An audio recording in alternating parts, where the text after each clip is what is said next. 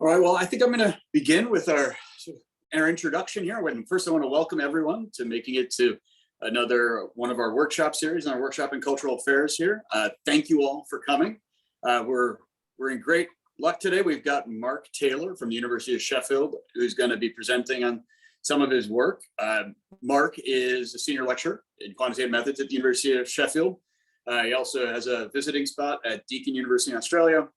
So he does work in sociology of culture. And so we're really happy to have his perspective and him share some of his current work he's doing, in particular, because I think it's tapping into a concern and a topic that we're all deeply interested in regarding issues of inequities and representation and actually sort of the governance and running of the arts world. So I think this is where we're going to lead into with his talk today on the networks and sort of direction of the arts in England. So we're going to follow the same sort of format as we usually do, except it'll be me doing more of the moderating than Joanna. That's the only real difference here. So we're going to turn it over to Mark to go for a bit. If you've got questions and comments, feel free to type them in the chat. And then after a half an hour or so, of course, we will open it all up for people to actually interact and speak and raise their hand. And I'll try to moderate, but Mark, I'm sure, will be able to take over just well enough on his own. So feel free to share your thoughts. And with that, Mark, take it away, please.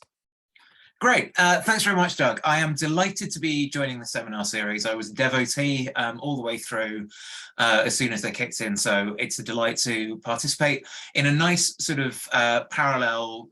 Those of us at Sheffield were able to host Michael Rushton last week, who delivered a presentation to our Cultural Industries Research Network with no slides at all. I have 45. So slightly different approaches to presentation. Unfortunately, I live in Britain, which means that I need to start telling you, it's unfortunate in lots of different ways, but it means that I need to set the scene a little bit about some of the recent politics of governance of cultural institutions. So cultural governance in the UK is relatively complicated, and there's been a couple of high-profile flashpoints in the last year or so. So towards the end of last year, there were two directors of Channel 4, which is publicly owned, but for who knows for how long, meaning that the board has ended up being all white. These are blockages that came from government itself. Similarly, Marcus Ryder, who is a visiting professor at Birmingham City University, great guy, really proficient, and what's described as a leading diversity champion, was allegedly blocked from a top role at the BBC by the Director General. This is a story from the Mail Online, which is generally not regarded as particularly sympathetic to issues of social inequality in relation to race and ethnicity. So that gives you a bit of a flavour for how sort of controversial and high profile this was. Similarly, George Osborne is now the chair of the British Museum, British Museum being the sort of primary home of most of the things that we stole, and George Osborne being the Chancellor of the Exchequer between 2010 and 2016, and one of the architects of the sort of majority of austerity policies that were introduced by the Conservative-led coalition between 2010 and 2015. More recently, maybe the most interesting case from my perspective is the V&A, which is the short form for the Victoria and Albert Museum.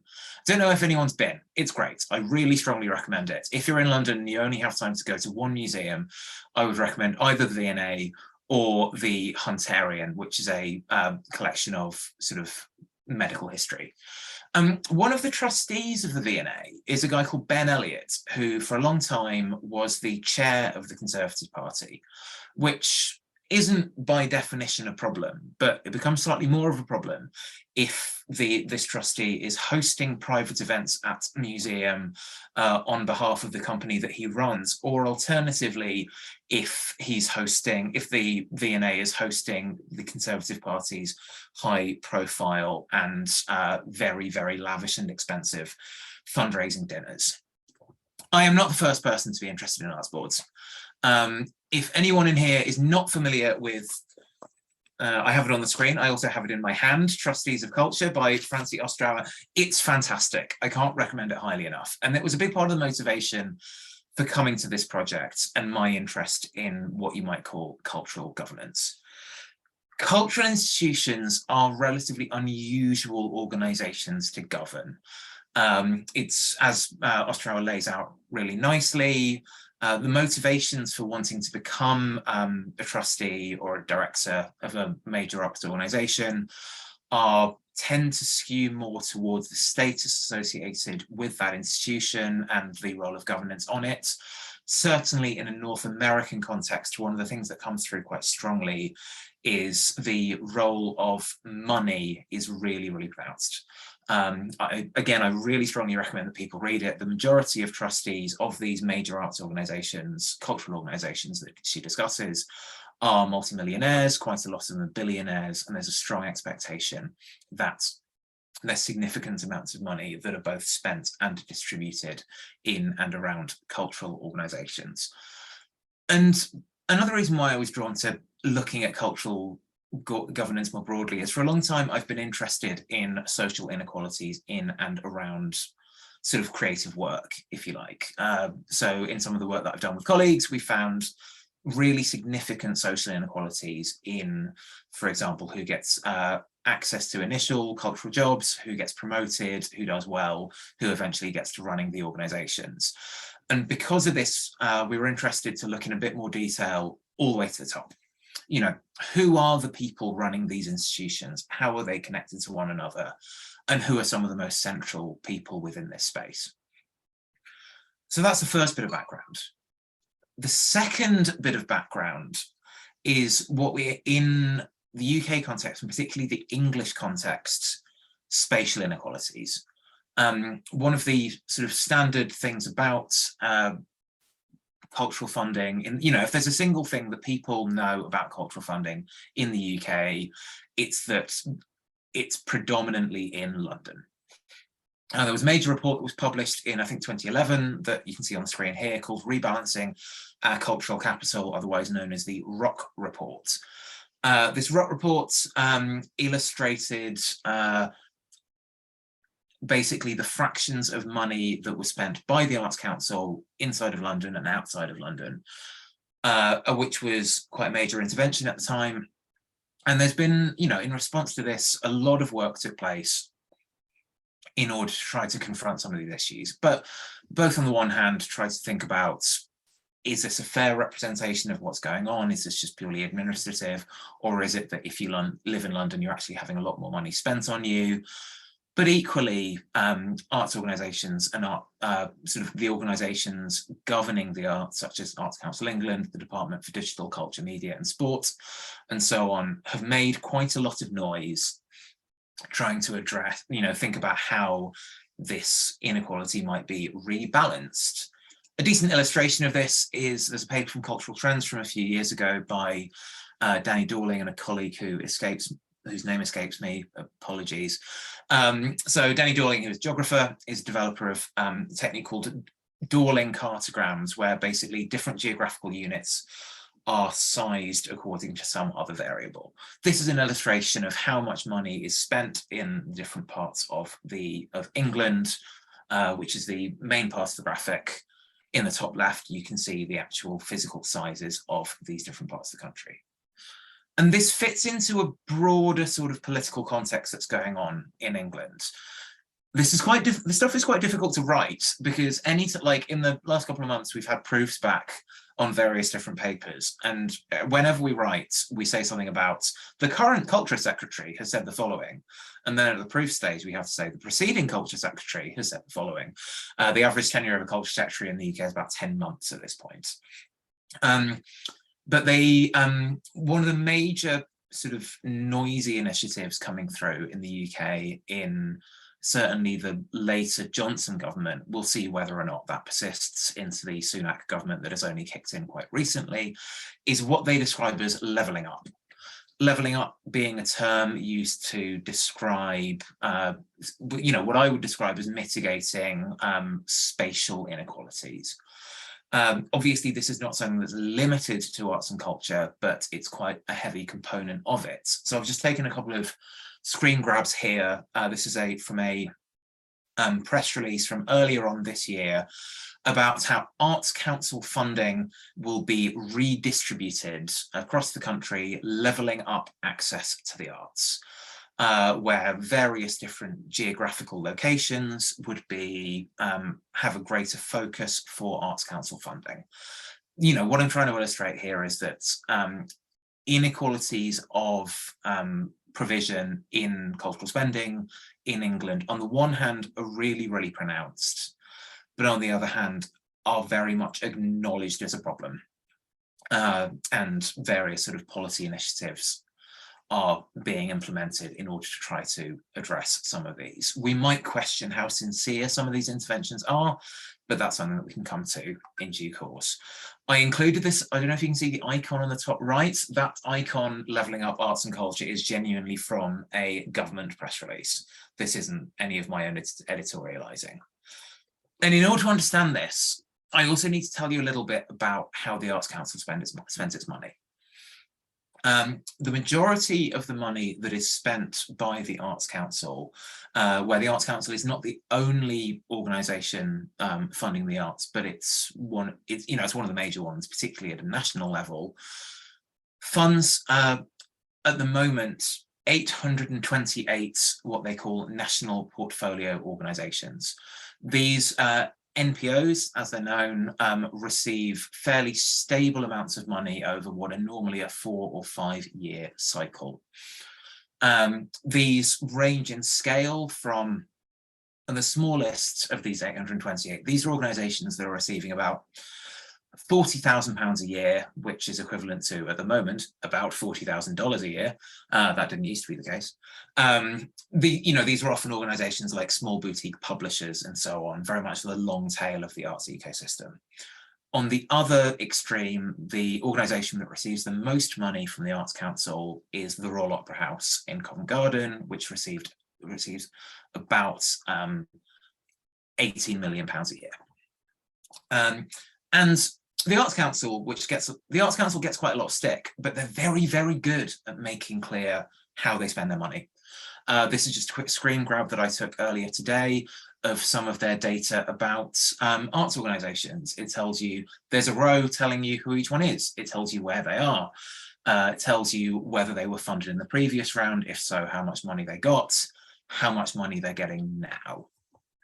And so you will have noticed that this decision is, this period was running 2018 to 2022. They have had more applicants than ever, and the results were supposed to have come out last week. But with the new Prime Minister having come in, this has been put off. The decision will come out on Friday. So if anyone is even vaguely interested in how cultural money is distributed and spent in particularly England, because it's a devolved issue, you can look forward to that, finding that out on Friday. But now I'm going to talk to you a bit about some of the analysis that we've done of this data. So this presentation is based on 2 papers that I've written with Dave O'Brien and Griff Rees.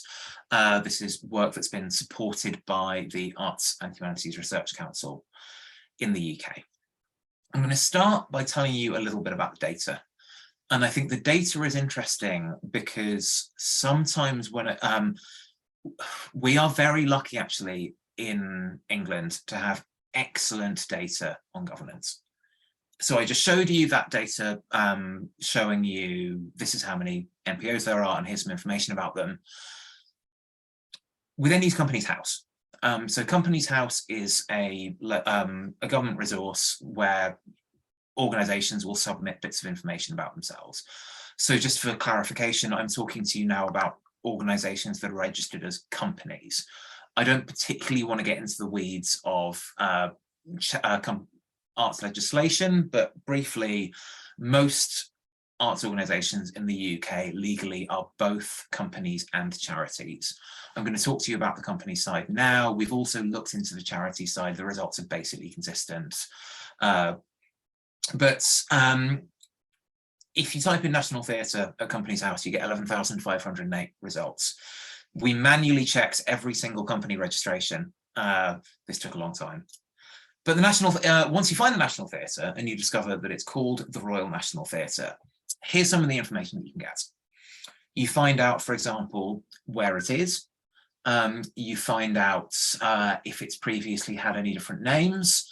And you can find out what the nature of business that it offers is. The National Theatre offering performing arts, support activities to performing arts and artistic creation. Remember those, because I'm going to be coming back to the kind of company that organisations are and so on. You'll note there's a People tab. And if you go across to that People tab, it tells you a little bit about each of the directors. Damon Buffini is one of the directors of the Royal National Theatre. He is a serious guy. He was appointed on the 9th of June 2016. And this also, the Companies House also gives you historic data. So for example, you scroll down to the bottom of the page and you find out that Gabrielle Mary Greenbury joined the board in 93 and she resigned in 99. If I click on Damon Buffini's name, and I've chosen the RNT fairly randomly, you can see that he also has 10 other current appointments. Sorry, 10 other appointments. He may have resigned from some of them. And so we can use this information to look at whether any individual, to find out who's on multiple NPO boards, and also to find out what other boards these people are on. Companies House has an API. It's not the easiest thing in the world to use, but again, we're very, very lucky in the UK to have excellent quality data. So Griff, I mentioned before, who is a research software engineer, was able to use the Companies House API such that we could give it a list of organisational IDs. For example, the Royal National Theatre's ID, you can see the company number up here, ending 504. We gave it a load of IDs, and it, through the work that Griff did, it returned a network for us. You can do the same because he put together a Python package that allows people to interrogate Companies House. But it's more interesting when we start telling you about the results. I just have one last methodological note to tell you about. So I don't know if anyone in the room has worked with network analysis before, but broadly, I just want to quickly mention that the structure of the network is that individuals are connected to companies. People are directors, and directors are connected to companies, which is the figure on the left. Our circles are companies, our triangles are individuals, are directors. And on the left-hand side, this is just a made-up one. We have 3 companies, and there's one person who's on all 3 of those boards, but most people are just on one of them. We then can project these. So on the right-hand side, you can see that these companies share directors and so are connected to one another. And this is what it looks like for real when we look at the organisations in regular receipts of Arts Council money. You can see it's actually pretty sparse. In the papers, we give you a lot of the numerical detail for people who are interested in those. But you can see towards the bottom left, we have the largest what's called connected components, where different companies are connected to one another. I'm going to take a risk now. This shows you how this is spatially distributed. So when each company is an individual node or little circle, and they're connected with a line or edge, this is how these are distributed spatially. Which I can also show you here. And this is what we call I don't know what you would call it, I guess, you know, I'm not a geographer. I will pretend to be a geographer for the next couple of minutes. What's called a hub and spoke model. So for those of you that aren't familiar with UK geography, what you can see down towards the bottom right is London. The way that I've illustrated this plot is that each Arts Council national portfolio organisation is illustrated with a point, which is semi-transparent, and each instance of 2 organisations sharing a director is illustrated with a line. And this looks like a hub and spoke model, where lots of different locations are connected to London, but not very many locations are connected to one another. This visualization, though, it doesn't give you a sense of ties within regions, if you like. If, you can see relatively clearly, that London and Birmingham are quite well connected, but you can't see, for example, whether within London, there's lots of directors of different London-based organizations, or whether that's not the case. So we can show you, but I can show you this. I've chosen to illustrate both between region ties and within region ties. And what this shows is that while there are ties connecting all different regions to greater or lesser extents, it's still very, very much a hub and spoke model, where there are 54 different edges between different London-based organisations. There are 54 pairs of organisations where there's somebody on both boards. In the rest of the Southeast, there's only one pair equivalent to that. I can illustrate this in a different way as well.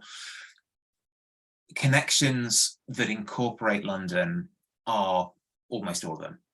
And the reason why I talk about this to such an extent is that this is with the current portfolio. This is with a portfolio that has tried to rebalance the amount of money that's being spent in London, and provide greater support to other parts of the country, which is obviously something that I'm on board with. But at the same time, what seems to be happening is that the connections between organisations outside of London are quite sparse. London is still very much the centre of gravity in arts funding in England. And as a quick illustration of this, we can compare this with the connections between different art form types.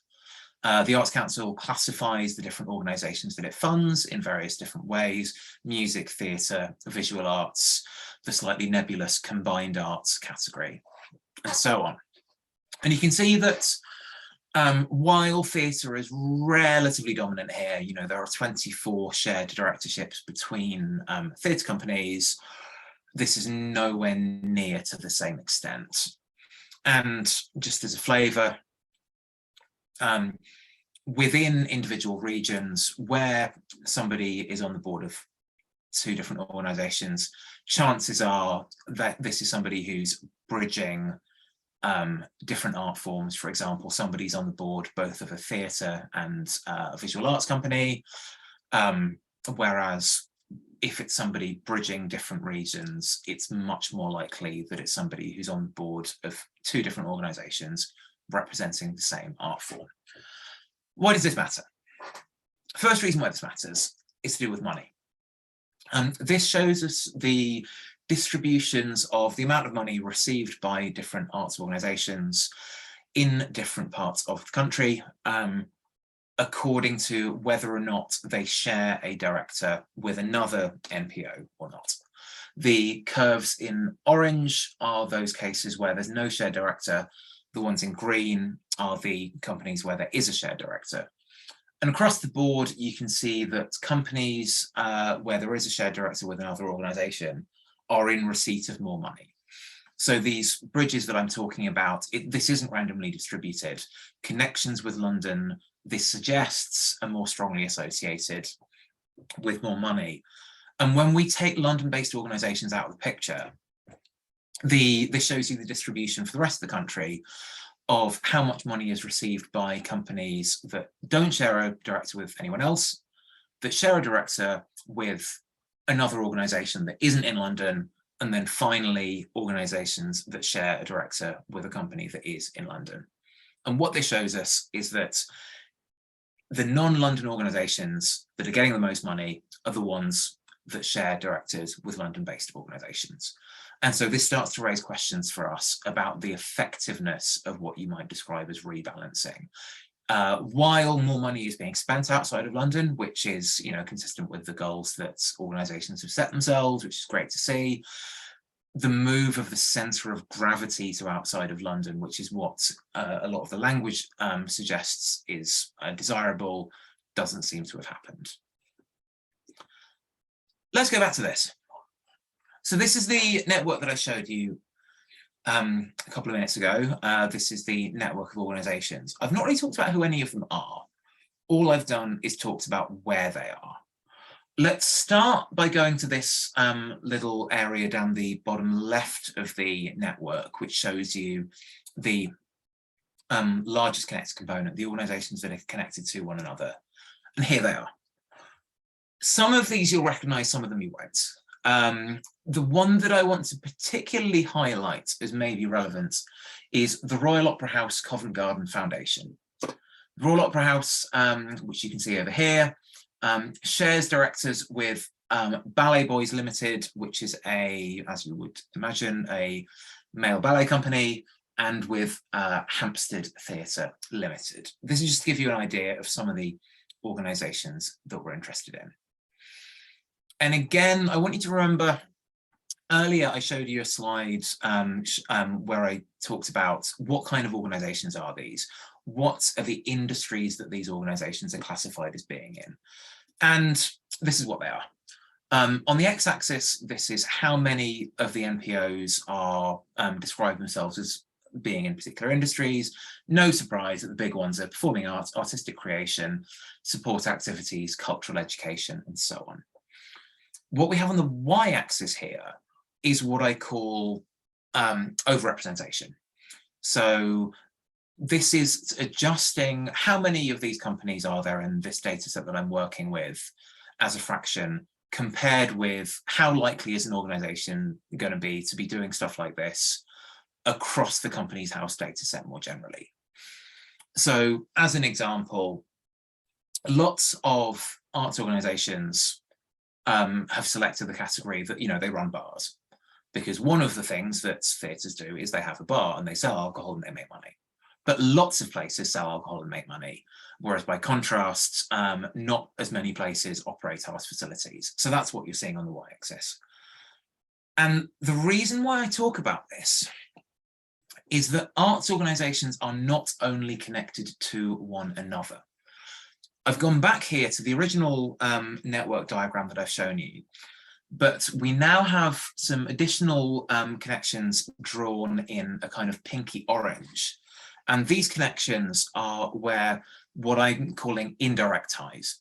These are cases where two arts organisations don't share a director with each other, but there's a third organisation that's not supported by the Arts Council, where there are board members of both of these organisations.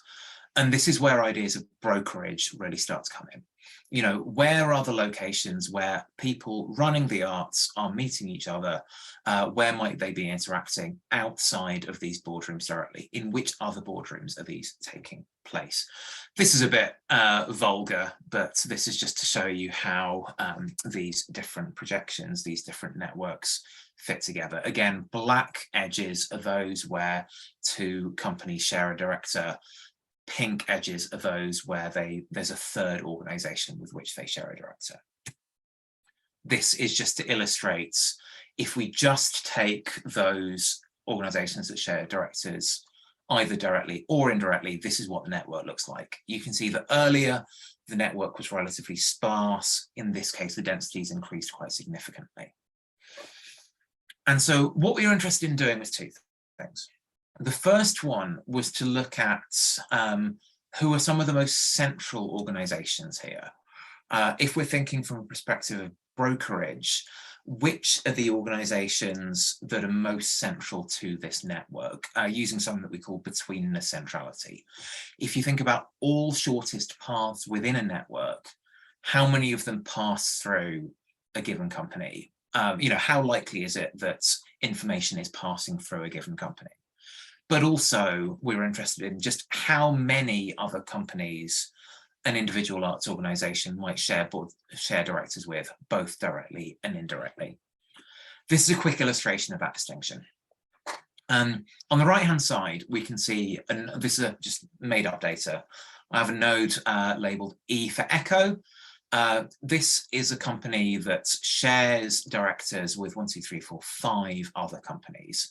So their what's called degree, which is the number of organisations they're connected with, is relatively high. But their betweenness is not as high. As a fraction of shortest paths, they're doing all right, but they're not super high. By contrast, node G, which is towards the middle, has a lower degree. It's connected to nodes H for hotel, I for India, and F for Foxtrot. But it's right at the center of the network. Information that's passing through this network is pretty likely to be passing through node G. And within the network that we were just looking at, these are the organizations with the highest degree and betweenness. Up in the top right-hand side, you can see that the Royal Opera House is by far the highest on both. It's super connected, like it's connected to by far the most other Arts Council NPOs, and it's also by far the most central in terms of betweenness. By contrast, there are other interesting ones. The Regional Fit Young Directors Scheme is connected to a lot of other organisations, but its betweenness doesn't seem super high. You know, in effect, that's because it shares a director with the Royal Opera House. By contrast, Aurora Orchestra isn't connected to that many other companies, but its centrality is relatively high. But you might be thinking, we've brought in all these other organisations, we're interested in indirect connections, where there are two companies that share a board member with a third company. Who are they? Which are the boardrooms where these conversations seem to be taking place? And at that point, the network starts to look like this. And at this point, your ability to visually distinguish what's going on becomes almost unmanageable, as you would suspect. But first, what I'll do is I'll take you back to this graphic that I showed you before of the industries that we're looking at. This is with the more detailed categories that we just saw. Operation of arts facilities, museum activities, cultural education is still high. Other activities are coming in that are, you know, there are maybe not as many organizations across the data set, but they're relatively frequent because, you know, there's not that many companies offering tertiary education, but there's a lot of companies where you can buy stuff. Universities are very highly connected within this network. When we go to a slightly coarser measure of industries though, so, you know, in this case, we're going to group arts facilities together, we'll group performing arts together, we'll group artistic creation together, all into a single category to try to uncover what's going on in a little bit more detail. This is what we get. Of course, creative arts and entertainment activities are high. Of course, libraries are high. It's not that surprising that education's high. What's a little bit more interesting that we find here is that some of the industries that occur relatively frequently, you know, the organizations that arts companies are connected to, there's a couple that I really want to highlight, which are real estate and financial services. A lot of arts organizations share directors with financial services and with real estate. With financial services, it's worth noting this is both an absolutely high number and a relatively high number. By contrast, you might see down the bottom, we have retail trade. And, you know, sure, like a lot of arts companies share directors with retail organizations, but there's absolutely tons of retail organizations within Companies House. By contrast, there are far fewer financial services companies registered with Companies House, and yet the number, there's still more of them connected to the arts than there are all of these other industries like retail, food and beverage, and so on. And so this is, you know, this is the first issue that this raises. What are the connections between significantly funded arts organizations and industries like finance and real estate, given the sort of language of the arts sector that we've seen in the last few years, trying to distance themselves from these sorts of organizations, the kind of attitude that you see in a lot of the arts that, you know, these companies are bad cop, these is what the arts are responding to. The other thing to note is this motion picture category. Motion picture, video and television program production, sound recording and music publishing activities. These are organizations that you might think, well, you know, it makes sense that music is connected to film and connected to TV because, you know, this is all part of a kind of broader creative industries ecosystem. We know from this seminar and elsewhere that the cultural sector, however you might want to describe it, is very much not just the publicly funded sector. However, if we have a look at the organisations that are most central within this network, again, the axes are what I showed you before. On the x-axis, we're looking at degree. How many other companies is each of these companies connected to, either directly or indirectly? On the y-axis, what's their betweenness centrality? What fraction of shortest paths across the entire network, which is very, very large at this point, it's got thousands of different companies in, pass through an individual node? The Royal Opera House is still the most central by a mile when you look at betweenness centrality. The Royal Opera House is by far the most central organisation to the arts in England. Within this, you can see a few other companies that are within the that are regularly funded by the Arts Council, or that are quite closely related. For example, Paynes Plough is a theatre company. Manchester International Festival is an international festival that takes place in Manchester. The V&A, we just talked about, it's for slightly complicated legislative reasons, it's not an Arts Council NPO, but it's absolutely central to the arts ecosystem in England. But towards the top, you'll see a couple of organisations that are very, very central that we've not talked about. These are things like Inside Track 2 LLP, Kennet Films LLP, and this thing called Cobalt Data Centre 2 LLP. When I originally did this analysis, I'd never heard of any of them. And I thought, you know, maybe what's probably going on here is that these are companies that they're film funders. You know, it's like, if you're interested in the arts, you're interested in film having a relatively healthy ecosystem, you would like film to continue to be funded, and so on. And I recommend Googling them. I need to be a little bit careful with how I describe these because this session is being recorded. But these are companies where if you Google any of them, the reporting that you will get is entirely from the financial press, and specifically in relation to how these companies are being investigated by HMRC, which is the organisation that collects tax in the UK, wherein the directors of these companies seem to be using them as a mechanism through which they can limit their tax liabilities in a way that I can only describe as quite aggressive. And so what this illustrates to us, and this isn't something that we anticipated, is that some of the organisations that are most closely connected, the most central ones to the publicly funded arts sector in England, are organisations that superficially look like they're very supportive of the creative industries ecosystem, but where people who are responsible for collecting tax might take a slightly different view. And so I told you I had 45 slides and I was going to be on time, and I am a man of my word. This is only the, I'm also reassured this is my first slide that actually has any text on it. So I want to sort of sell you on four things.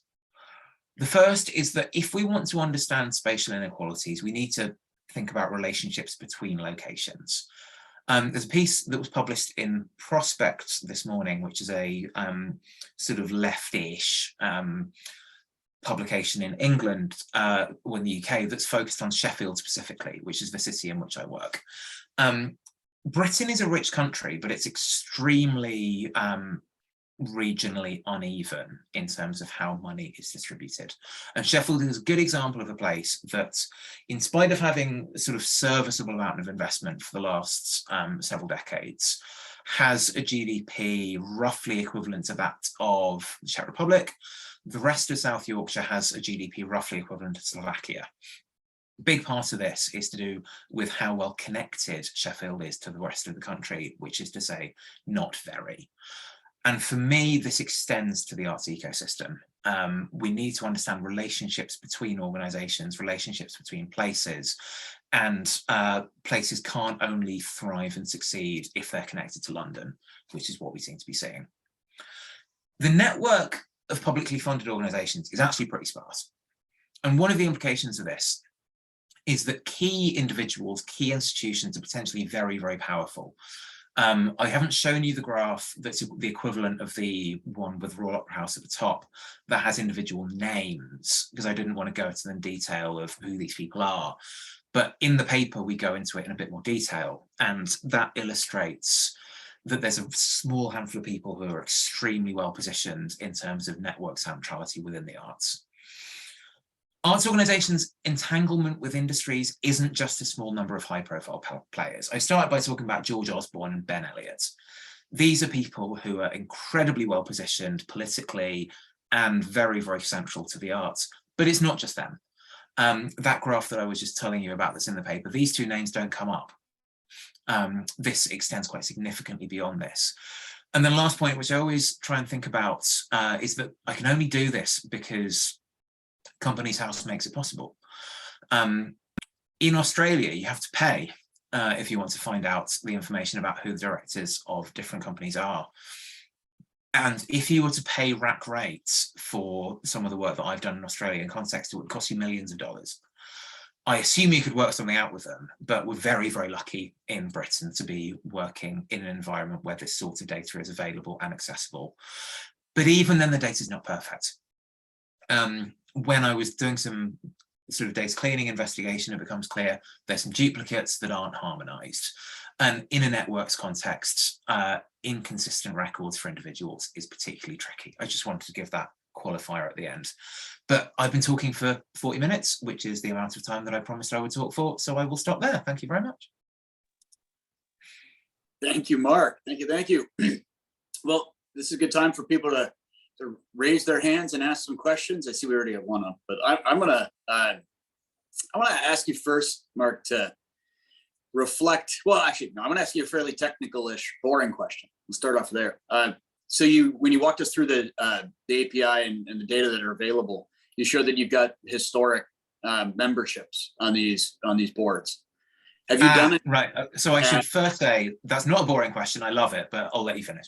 Yeah. No. Have you looked at like what the network looked like 10 years ago? So this is a snapshot.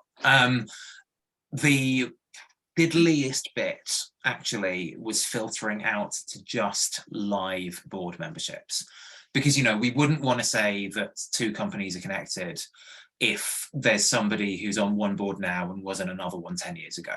Like, that's not meaningful. So at the moment, this is just a snapshot. Have we done a temporal comparison? No. Could we? Probably.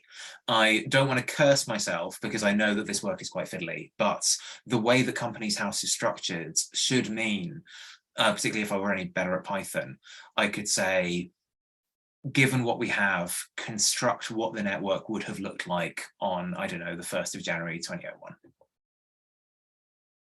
Yeah, I imagine there's a bigger nightmare in that because of attrition and births and deaths and things like that. It'd be a bigger ask. I was just curious if you'd already done it. Cool. All right. No, we haven't done it, but I should say part of why this data is so good is because it's a legal requirement. If you are a company, you have to submit this sort of data. If you don't submit it on time, you get fined. So the data quality, while it's not perfect, it is super high quality. We're really, really lucky. Excellent. Thanks, Mark. Joanna, do you want to ask? Yes, Mark, I appreciate how you're fairly agnostic on the implications of this work. So first off, I wanted to say that it's nice to just sort of understand the lay of the land and not necessarily think about what those implications are at this point. But I have been thinking about like the theoretical mechanisms behind what you might be seeing.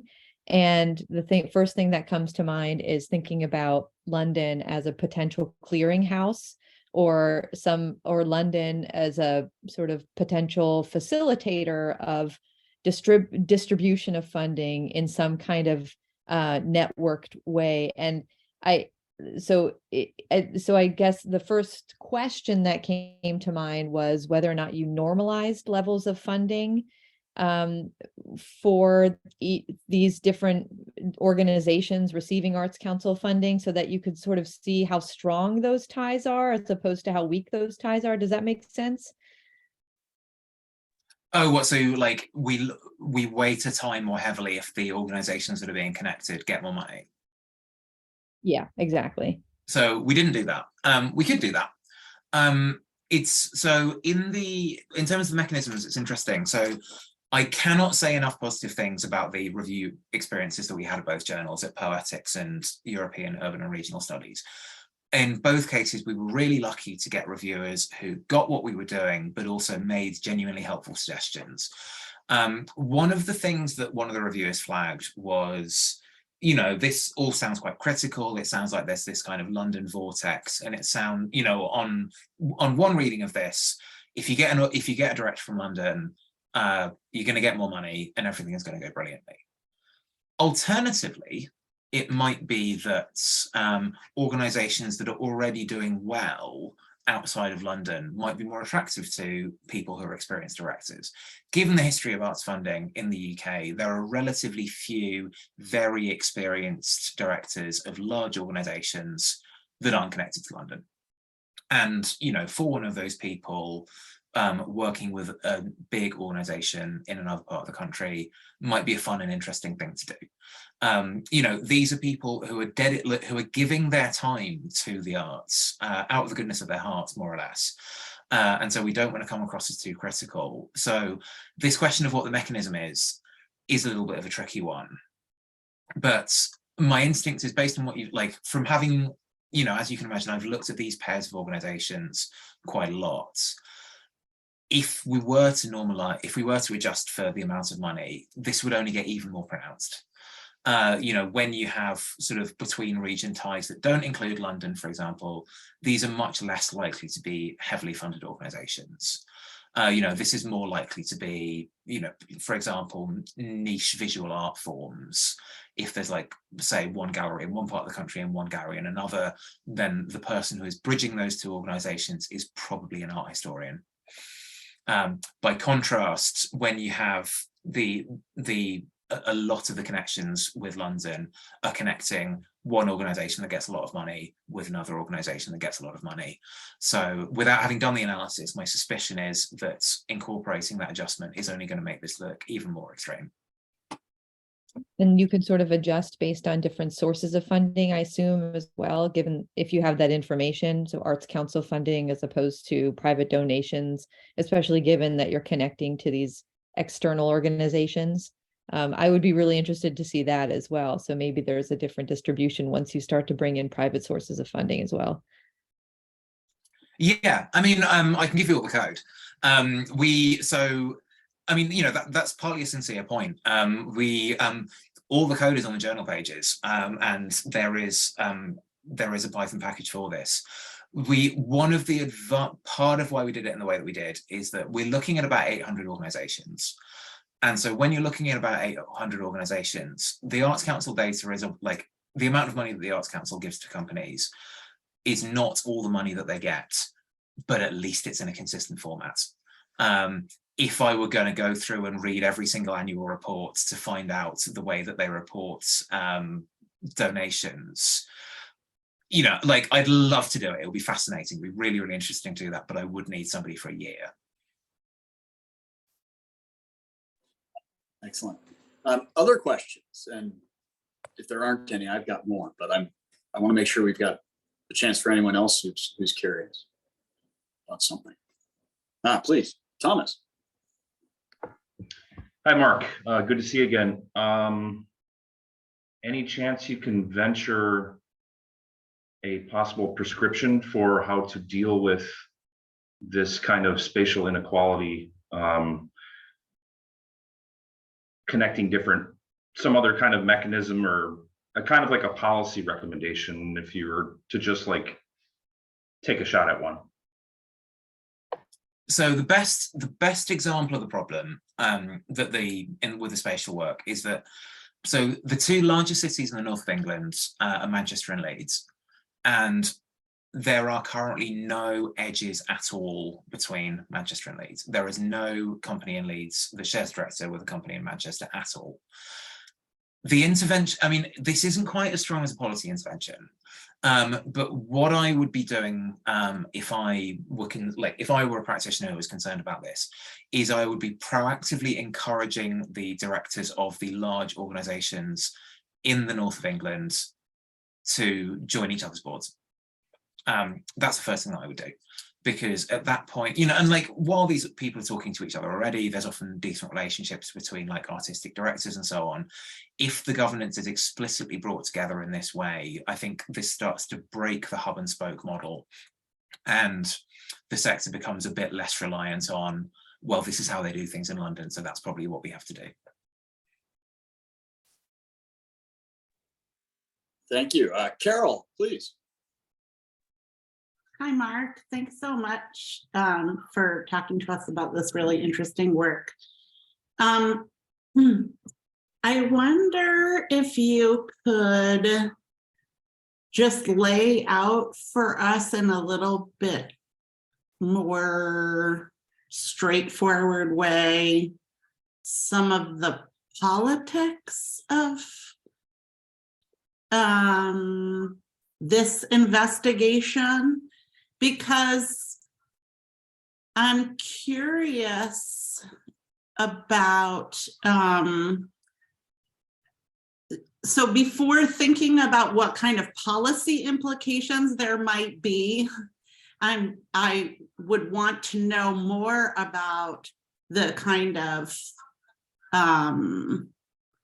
political orientation that you have toward the work, if you have one.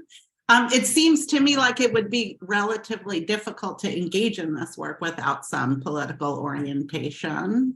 I think particularly if we think about like Ostrauer's work, which is quite descriptive and objective, but also ultimately has a political orientation of saying, you know, these boards should be more diverse if we want to change what happens in the arts sector. So I'm having a little bit of trouble like getting that out of this work. Maybe that's intentional, I'm not sure, but it would be helpful to me to get a grasp on it. Also, I just wanted to say real quickly in relation to your last comment, and this, having a sense of the political orientation would help in this. For boards to break down that spoke and wheel model, whatever it is, the center and the spoke model, may actually be a disadvantage to organizations out in the regions if more of their income is coming, for example, from individual donors that are very regionally oriented.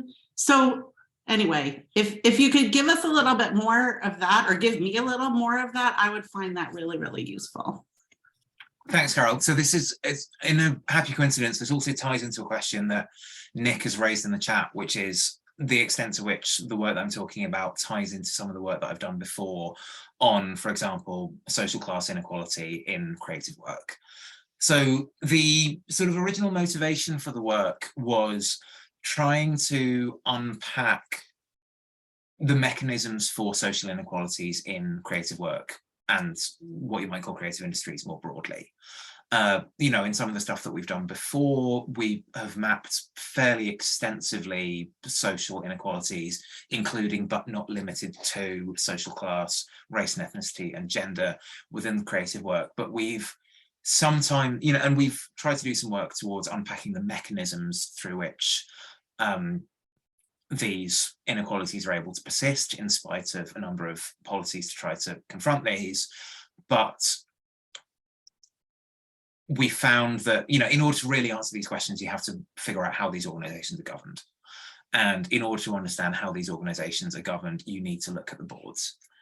Originally, we thought that, well, I certainly thought that the action was going to be to find a small cadre of really elite people right at the center of the organization who were, I don't know, significant landowners, financial specialists, and so on. That was my prejudice, coming in thinking that this, you know, ultimately, while everyone working in the sector, even managers in the sector, make all the right noises, ultimately it's governed by a small number of people who have no incentive to encourage the sector to change, which isn't really what we found.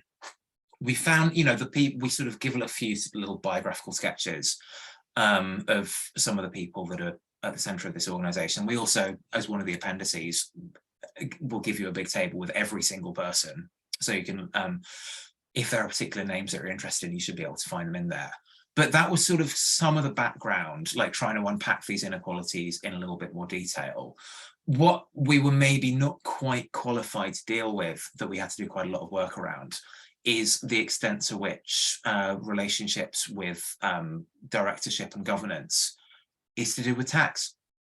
And the extent to which being a director just allows you to start taking advantage of some of these mechanisms and mean that you're paying less tax than you would have done. Anyone who is in at ICPR will know that I am now the face of the censorious woke left in cultural policy, which is not something that I'm thrilled about, but I think it's probably fine. And so I understand that in that context, this probably didn't feel as radical as people were anticipating, but I've also discovered that if we're talking about stuff to do with HMRC, I need to be very, very careful.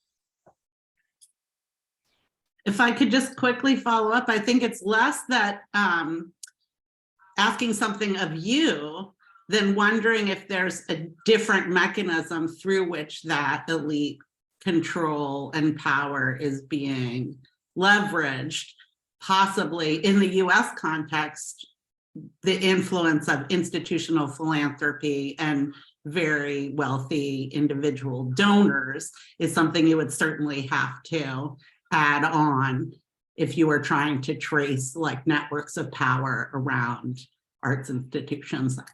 Yeah, because one of the things that's been really fascinating about doing the work is how unlike the sort of elite cultural governance in the US, the UK situation is. You know, these people are not millionaires. I mean, some of them are, but these people are not Francie Ostrauer's billionaires, where, you know, you get a board seat when your wealthy husband dies. This is much more like, you know, you can read these people's biographical sketches. A lot of these people have worked in the arts for a long time and really want things to be better. Often in a relatively conservative way. You know, these are not people who are trying to burn the institutions down and start again. But equally, these are not people for whom their positions on boards is exclusively status driven. I was really, like, honestly, when I was reading the Ostrauer book, you know, like, the billionaires in the UK are not wasting their time on the boards of cultural organisations. Interesting. Any other questions? We've got time, I think, for one more. Okay, well, I'll jump in then. I guess I think it's striking how you end, an interesting point to end on, that contrast with the US system, because I often, not a nonprofit scholar, but I often simplify things when I think of these boards as a trade-off between sort of governance control and resources. And you're willing to create a board of directors, not often because you really need direction, but these are access to not just powerful people for that sake. You're trying to get the resources and what that'll open up for you, and you're willing to then cede some control. And so you have that sort of tension or trade-off that people are balancing. And so I look at what you've done here, and it's like, well, some organizations are much better connected and have succeeded in this game more to get more resources, especially those that flow out of London, than others. And that's what surprises me in a way about some of this, is that there's a shock, or that the normalization that Joanna was talking about with respect to dollars, I would want to normalize it by a bunch of other things. Like, the geography of the UK is very uneven. It's London. And so once you control for the power of London and the size and scale of London, there's not as much, I think, unevenness as would be depicted. That cartogram you showed of the UK by dollars, it maps pretty well onto population, right? No, so I'm going to push back on that a bit. So one of the ish, London's got a lot of people, it doesn't have that many people. New census data is come up today. If I'd had a little bit less on during the day, I would have incorporated it. One of the things that's sometimes a bit tiresome about the way that people talk about distribution of money in the arts in the UK is the sense that it's all going to London and other regions aren't getting any money. That's partial. If you are a major city outside London, for example, your Manchester or your Birmingham or your Bristol, the amount of money you get per head is about the same. The areas that are really not getting funded are areas that are not major cities, but for fairly tedious administrative geography reasons, that sort of information often isn't captured in the material that I've been talking about. So, so on the one hand, I want to push back on that. The Manchester Leeds, for example, are not as well connected as you would expect, given how much money they get from the Arts Council. But conversely, in terms of your let's normalize for loads of other things, I'm completely on board. This so far is quite, like I say, this is actually pretty descriptive work. We don't adjust for a lot of other things because honestly, when we started doing this, there wasn't very much to build on. So we wanted to keep it simple as far as possible. But in terms of adjusting for other things, I'm really strongly enthusiastic about that.